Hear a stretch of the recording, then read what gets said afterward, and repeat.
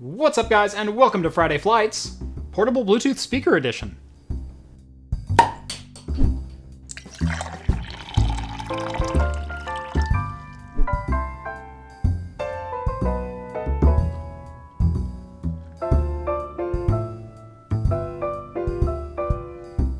How's it going, guys? Now, those that know me know that if you come over to my house, there's usually music playing somewhere, either through a Bluetooth speaker on the shelf or through a Chromecast device.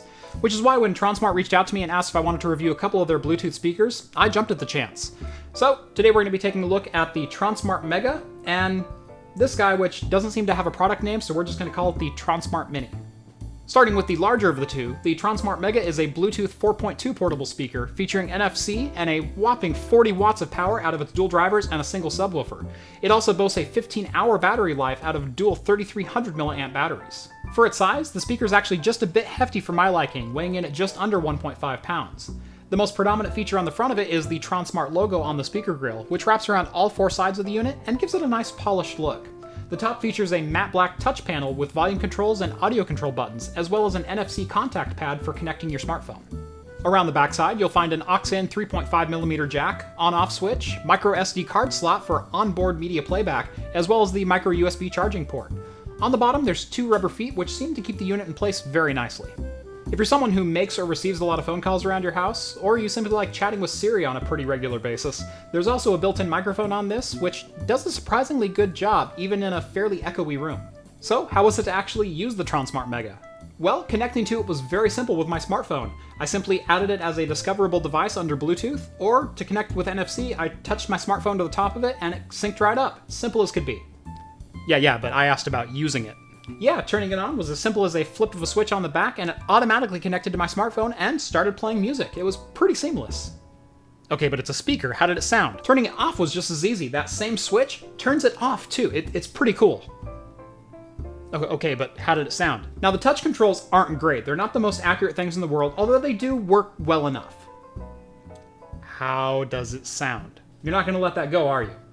I'm going to let you guys in on a little secret on how I actually conduct my reviews here. Now, I understand as a reviewer that if a product is being made, there's usually a use case for it, even if it doesn't address my needs in particular. For example, Hyundai makes the Veloster, and while I would never buy that car, there are dozens or even hundreds of people who have bought that car, even though they shouldn't have. Typically, there's only about 3 reasons I can think of that I'm going to give a negative review to a product. Number 1, it fails to live up to its own company's advertising. Number 2, I can't find a use case even reaching into the depths of my brain for that product. And number 3, if the product just fails to work well. And unfortunately, that's what we have here with the Tronsmart Mega and the Hyundai Veloster.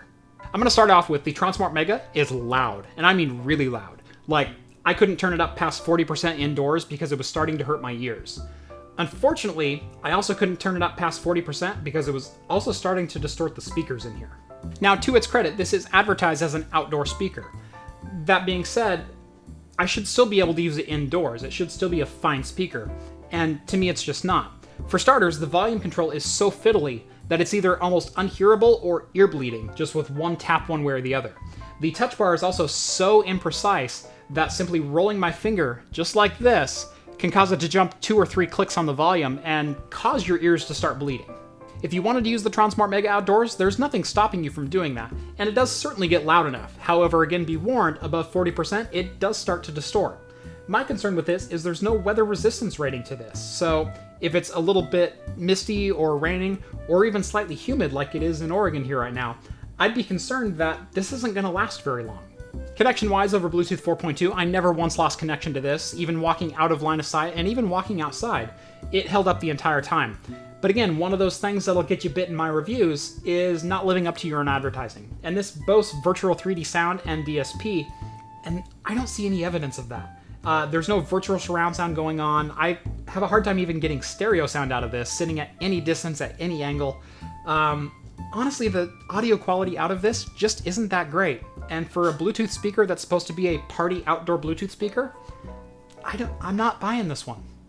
Again, for outdoor use, you could probably get your value in this, and it is plenty loud to shoot across a volleyball court or even a football field.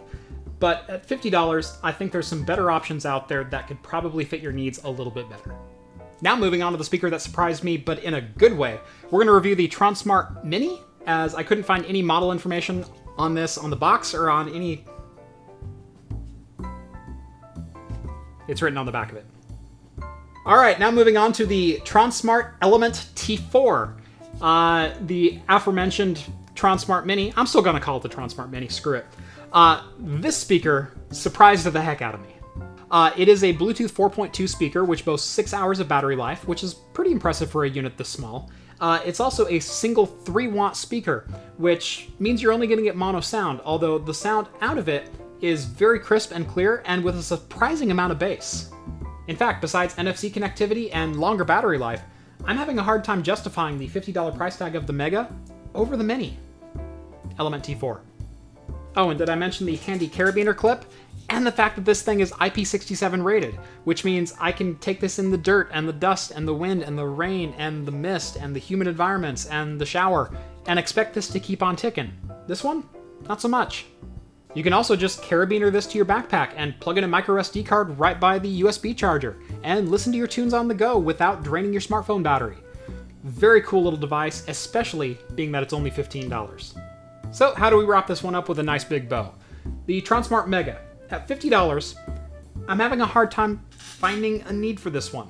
While it is nice and loud, and I can see it being used for outdoor situations where you just need a lot of sound and not a lot of quality, this certainly meets that, as it is very, very loud. Like, shockingly loud. However, I can't see myself listening to this on a regular basis, and at $50, I feel there's probably some better solutions that are out there.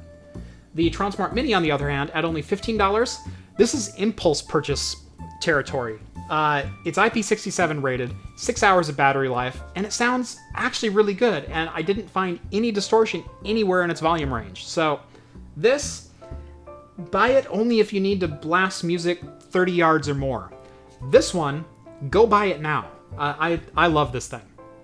Thank you everyone for watching this one. I know this video is a little bit outside of my normal content, but I figured you guys might find this one interesting, and I like reviewing speakers, so if you want to see more of this, leave me a comment, drop me a like, and make sure to subscribe to the channel and click the bell if you haven't done that already. Make sure to follow me on Twitter at Craft Computing for my daily shenanigans and sneak peeks of upcoming builds and projects, like my RGB fan roundup, which you are not going to want to miss. As always, thank you everyone for watching, and I will see you in the next video. Cheers, guys.